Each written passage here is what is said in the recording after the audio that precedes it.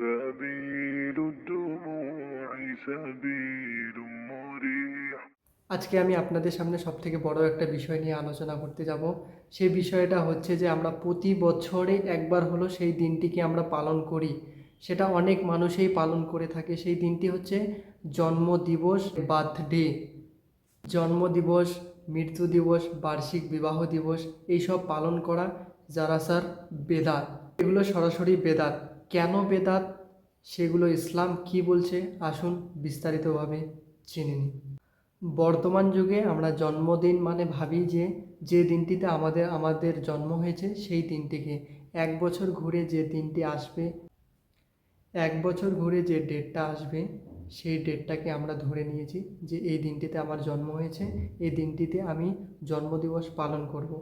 আমরা এই দিনটিকে ধরে নিয়েছি যে এই দিনটিতে আমার বার্থডে আসবে, আমাকে অনেকজন উইশ করবে, আমি এই দিনটিতে কেক কাটবো, নানা ধরনের অনেক কিছু রং তামাশা করব। কিন্তু শরীয়তে এটা সরাসরি বেদাত। আমাদের নবী হজরত মোহাম্মদ সাল্লাল্লাহু আলাইহি সাল্লাম কি বলছেন? সহিহ বুখারীর 2697 নম্বর হাদিস শুনে নিন। যে ব্যক্তি জন্মদিবস, মৃত্যু দিবস পালন করেছে যতবারই, সে ততবারই বেদাত করেছে। তার জন্য আমাদের নবী সাল্লাল্লাহু আলাইহি সাল্লাম কোনোদিন সুপারিশ করবেন না আল্লাহর কাছে। শুধুমাত্র বেদাতই না, এই কাজগুলো সরাসর হারাম ও নাজায়েজ। কারণ এই সমস্ত কাজ আমাদের মুসলমানদের কাজ না, এই সমস্ত কাজ হচ্ছে ইহুদি নাসারাদের কাজ। তো হাদিসে আসে, হাদিসটি হজরত উমর রাদিয়াল্লাহু তাআলা আনহু বর্ণনা করেছেন যে নবী সাল্লাল্লাহু আলাইহি সাল্লাম বলেছেন, যে ব্যক্তি যে সম্প্রদায় অবলম্বন করবে সেই ব্যক্তি সেই সম্প্রদায়ের দলভুক্ত হবে। তাহলে আজকে যে আমরা বার্থডে, মৃত্যু দিবস এইসব জিনিস যে পালন করতে যাচ্ছি, তো এগুলো কাজ করতে যাচ্ছি আমরা ইহুদি নাসরাদের কাজ। তাহলে কি আমরা ধীরে ধীরে ইহুদি নাসরাদের দলভুক্ত হয়ে যাচ্ছি? আমরা মুসলমান থেকে ইহুদিদের দলভুক্ত হতে যাচ্ছি। তো এইখানে আমাদের আরেকটা জিনিস বিশেষভাবে লক্ষ্য করা দরকার যে হাদিস বলছে এক জায়গায় হারাম, এক জায়গায় বেদাত। এমনকি এমনও কিছু জায়গায় হাদিসে লেখা আছে এই কাজগুলো করা কুফরির মধ্যে পড়ে যায়।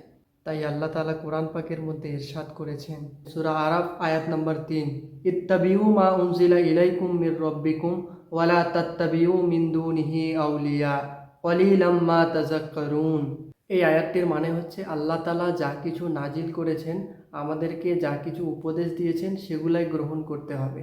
এবং আমরা যদি আল্লাহকে বাদ দিয়ে অন্যদের উপদেশ গ্রহণ করি, তাহলে আমাদের জন্য আল্লাহ তাআলা খারাপ উপদেশ তাড়াতাড়ি আমাদের জন্য নাজিল করে দিবেন। তাই আমরা এগুলা অন্যদের কেন কালচার মানব, আমরা অন্যদের দেখে কেন চলবো? আমাদেরকে যা কোরআনের মধ্যে দেওয়া হয়েছে, যা কোরআনের মধ্যে আছে সেই হিসাবে চলতে হবে। কোরআন এবং হাদিসের রাস্তায় চলতে হবে। তো অন্যরা যা করছে তার দেখে দেখে আমরা এগুলো কেন করতে যাব? আমরা ওদের মতো কেন করতে যাব? ইহুদিদের মতো আমরা কেন করতে যাব? ইহুদিদের মতো কালচার আমরা কেন তৈরি করব? আমরা হচ্ছে মুসলমান মানুষ, আমাদের কালচার হচ্ছে যেটা কোরআন এবং হাদিসের মধ্যে দেওয়া আছে সেই হিসাবে আমাদের চলতে হবে। তো আজকাল আমরা এমন একটা কালচার তৈরি করে নিয়েছি, মোবাইল এসে আমাদের লাইফে এমন একটা আমরা কালচার করে নিয়েছি, কেউ যদি মারা যাচ্ছে তার ফটো লাগিয়ে আমরা স্ট্যাটাস লাগিয়ে দিচ্ছি।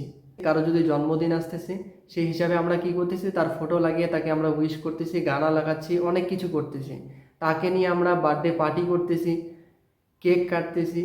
এগুলো সরাসরি কোরআন আপনাদেরকে বলে নাই, এগুলো সরাসরি হচ্ছে বেদাত। কোরআন আপনাদেরকে যেটা বলছে আপনারা সেটা করুন। আমরা আজকাল 5 ওয়াক্ত নামাজ পড়ি না, কিন্তু ছোটোখাটো নিয়ে আমরা মাতামাতি করি। অতঃপর আল্লাহ তাআলা কোরআন পাকের মধ্যে আরও ইরশাদ করেছেন, সূরা জাসিয়া আয়াত নম্বর 18, সুম্মা জাআলনা আলা শারিয়াতিম মিনাল আমরি ফাত্তাবিহা ওয়ালা তাত্তাবিহি আহওয়া আল্লাযী লা ইয়ালামুন। এই আয়াতের মধ্যে আল্লাহ তাআলা বলেছেন যে আল্লাহ তাআলা আমাদেরকে সৃষ্টি করেছেন তার দ্বীনের ব্যবহারের জন্য, মানে তার দ্বীনের কাজ করার জন্য। আর আমরা তা ছেড়ে কি করতেছি? ইহুদিদের খেয়াল খুশি নিয়ে, ইহুদিদের কালচার নিয়ে আমরা পড়ে আছি। কিন্তু আল্লাহ তাআলা যে কোরআনের মধ্যে বলে দিয়েছেন যে আল্লাহ তাআলা আমাদেরকে সৃষ্টি করেছে তার ব্যবধানের জন্য, কিন্তু আমরা খেয়াল খুশি বা করতেছি, মজমস্তি করতেছি কার জন্য? অন্যদের, ইহুদিদের ব্যবধানে, ইহুদিদের জন্য করতেছি। ইহুদিরা যেভাবে চলছে ইহুদিদের মতো আমরা কালচার নিয়ে ঘুরতেছি। তো ইসলাম এটা বলে নাই আপনাদেরকে আপনারা বার্থডে মানান, মৃত্যু দিবস মানান, এগুলো বলে নাই। এগুলো বেদাত বলেছে, এগুলো শিরিক বলেছে। এমনও কিছু জায়গায় বলেছে কুফরিও বলেছে। তো আমাদের কি করা উচিত, যে কোরআন শরীফের মধ্যে যা আছে, কোরআন যা বলে সেই এতাদ নিয়ে সেভাবে আমাদের চলার দরকার। এখানে আরেকটা কথা বলি, যে আপনাদের যেদিন জন্মদিন বা যেদিন আপনারা বার্থডে সেলিব্রেশন করছেন, কেক কাটছেন, এগুলো না করে, এগুলো হচ্ছে শরীয়তে বেদাত। তো আপনারা এগুলো না করে আপনাদের ইসলাম যেটা বলে সেটা করতে পারেন।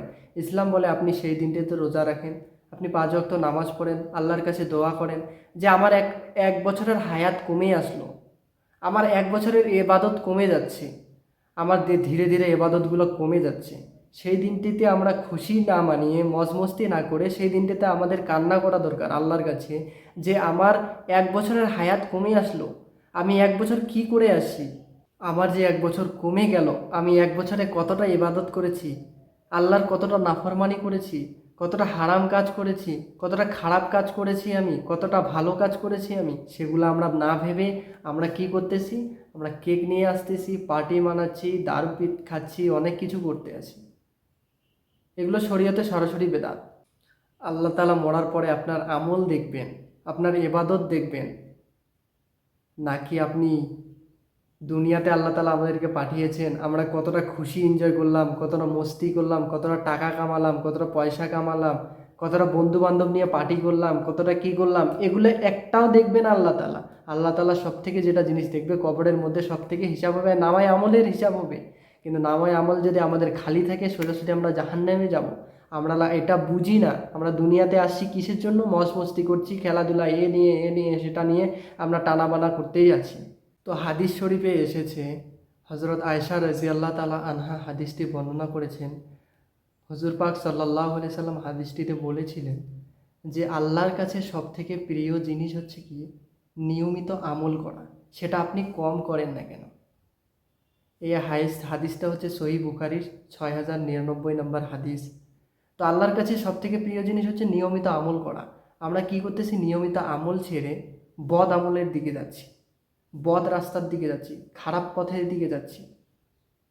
আল্লাহ তাআলা যেন আমাদের খারাপ পথ থেকে সবাইকে বাঁচার তৌফিক দান করুক। আমিন। জাযাকাল্লাহু খায়র।